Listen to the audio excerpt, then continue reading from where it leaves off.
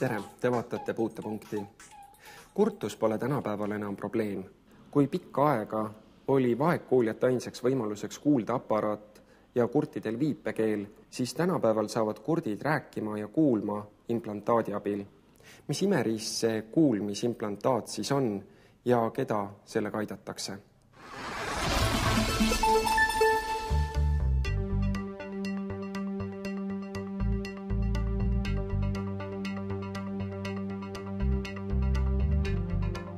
Implantaat toimib selles mõttes teistmoodi kui kuuldeaparaat, ta toimib otseselt kuulmisnärvile. Ja esialgu, kui selle implantatsiooniga siin Eestis sai alustatud, siis väga palju oli pöördumisi ettekujutusega, et implantaat on midagi, mis pannakse kõrva, midagi, mis pole näha ja midagi sellist müstilist. Implantaat on ka aparatuur, millel on välimised osad, millel on sisemised osad. Kõrvatagune kõneprotsessor meenutab kuuldeaparaati. Siin on näha, siin on mikrofon ja kõneprotsessor siis ühes korpuses ja veel selline ülekande pool, mis siis on nii-öelda välimised osad. Väikestele lastele me soovitame veel sellist karbikujulist kõneprotsessorit, mis on siis nagu paremini kaitstud, siia saab panna nagu rohkem programme, kergem nagu programmeerida. Need on implantaadi välimisosad, mis jäävad ikkagi alles implanteerimise korral. Ja siis sisemised osad, implantaadi korpus ise ja elektroodid, mis siis viiakse sisekõrva. Kõigepealt siis helisignaalid satuvad mikrofoni, edasi kõneprotsessorisse. Kõneprotsessoris erinevate strateegiate abil kodeeritakse neid signaale, saadetakse signaal edasi ülekande poolile, mis on siis ühenduses implantaadiga magneti abil. Implantaat dekodeerib signaali nõrgaks elektrilisteks impulssideks, mis siis jõuavad sisekõrva elektroodide abil. Ja need toimivad siis otse kuulmisnärvile ja see signaal siis saadetakse juba edasi aiu, kus ta siis aju teda interpreteerib kui tähendusega heli.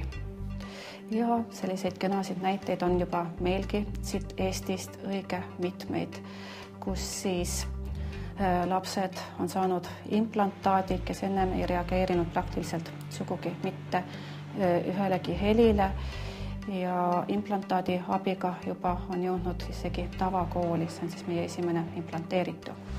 Meie hakkasime tähele panema seda, et meie teisena sündinud lapsi Ellen ei kuule siis, kui Ellen oli kuskil 4-kuune. Ja ma rääkisin sellest oma murest lastearstile, kes meil tookord oli. Ja tema oli õnneks selline, kes ei hakanud mind rahustama, et küll ta ikka hakkab kuulma ükskord või küll ta ükskord hakkab reageerima, vaid ta võttis mul sõna otseses mõttes näpust kinni ja viis meid kõrvaarstile, kes oma vahenditega proovis ja testis Ellenit ja siis tema ka ei saanud mingisuguseid reaktsioone ja saatis meid kähku kuulmiskeskusesse. Ja nii, et seal tõepoolest selgus, et lapse kuulmisega pole kõik korras ja kui Ellen oli 8 kuud vana, siis selgus, et laps ongi kurt. Siis me hakkasime käima kuulmiskeskuses nõustamisel ja kontrollimistel. Ja Ellenile anti kuuldeaparaadid, mida ta hakkas päevaringselt kandma, aga kuna reaktsioone ikkagi ei olnud, siis neid kogu aeg keerati aga tugevamaks ja ikkagi oli reaktsioonidega väga, väga kasin. Nii et õige pea sai nii tohtritele kui ka meile endale peres selgeks, et kuuldeaparaatidega Ellen tõenäoliselt rääkima korralikult ei hakka. Doktor Kruustük soovitas Elleni emal laps implanteerida. No eks mul ikka olid omad hirmud, aga ega meil nagu kaotada ei olnud midagi. Selles mõttes, et arste ma ikkagi usaldan. Professionaalid teevad oma tööd hästi ja mul ei olnud nagu selles mõttes hirme, et kas see implantaat tööle hakkab või mitte. Et mul ei olnud isiklikku kokkupuudet mitte ühegi implantaadi lapse perega ega ka mitte ühegi implanteeritud täiskasvanuga.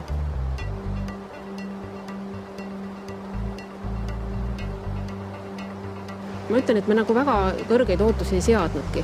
Kuna selle aparaadi kuulmisega oli meil küllalt tagasihoidlikud tulemused, et mõned üksikud siuksed mõminsõnad olid, aga see areng, mis Ellenil nagu hakkas pärast implanteerimist, see on küll olnud nagu öö ja päev võrreldes nende tavakuuldeaparaatidega, et nüüd ma nagu ei mõtle selle peale, et nüüd on lapsel see implantaat ja see on nagu osa temast. Üksinda see implantaat ei aita, ei ole niimoodi, et me siirdame implantaadi ja kõik läheb niimoodi libedalt, sest tegelikult ka peale implanteerimist on vanematel väga suur töö aidata, õpetada seda last kuulama, õpetada seda last rääkima. Kuidas nad kuulevad, seda saab siis kõige paremini nagu täiskasvanute tagasisidest, et nad ongi kaks gruppi. Ühed on väikelapsed, kes pole kunagi kuulnud. Ja nende puhul hakkab kuulmistreening, et see laps peab hakkama algusest peale nagu ka tavaline imik õpib kuulama. Ta peab õppima helisid avastama, siis helisid eristama, helidele tähelepanu pöörama, ennem kui saab siis õpetada kõnet ja keelt. Et see on selline pikaajaline protsess, et kõigepealt, mis ongi, et me rõõmustame, kui see laps hakkab reageerima olmehelidele, kui ta hakkab reageerima ukse kellale, telefoni helinale, nii edasi. Siis me rõõmustame, kui ta reageerib juba häälele, et kui teda nimepidi hüüda, ta reageerib juba häälele, eks ole.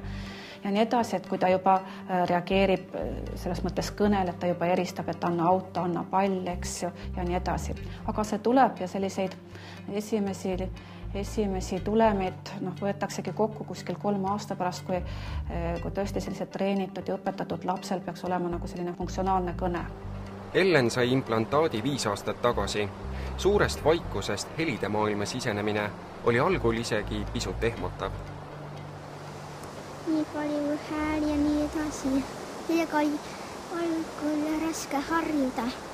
Ema ja isa hääla võndakniiskust sarnast tundsime vist küll esimesena ära. Esimene sõna oli vist muna. Aga ja siis oli vist ema ja isa ja siis või vist midagi niiskust. Praegu on Ellen tavakooli laps. Saab ilusti oma asjad räägitud ja ka teised saavad temast aru, mis on väga oluline.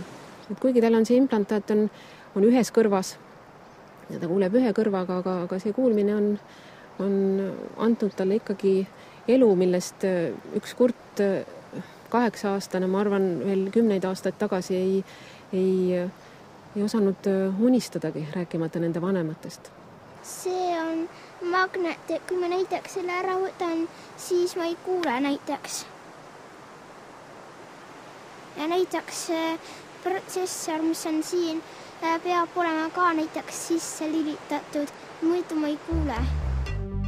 Eestis on üle 40 implanteeritud lapse ja kõigil neil läheb paremini kui enne implantaati.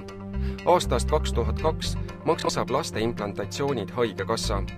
Vanemate kulud on patarei või akud, millega seade töötab, kuid see raha pole võrreldes lapse jaoks võidetud kuulmise ja rääkimisega isegi mainimist väärt. Nõnda vähemalt arvab Elleni ema. Aga teine grupp, nagu meie ütleme, väga head kandidaadid on hiliskurdistunud. Need on siis kas meningiidi või trauma tagajärjel kurdistunud patsiendid ja nendega on küll tore, et isegi 9-aastane poist, kes kurdistus meningiidi tagajärjel, kui oli sisse lülitamine, siis ta sellise stoilise rahuga mängis edasi ja kui me siis ikkagi uurisime, et kuidas ta kuuleb, ma kuulen nii nagu enne. Päris kindlasti ei saa arst öelda, et laps tuleb implanteerida. Valiku kas viipekeelne tulevik või implantaat peavad tegema ikka tema vanemad.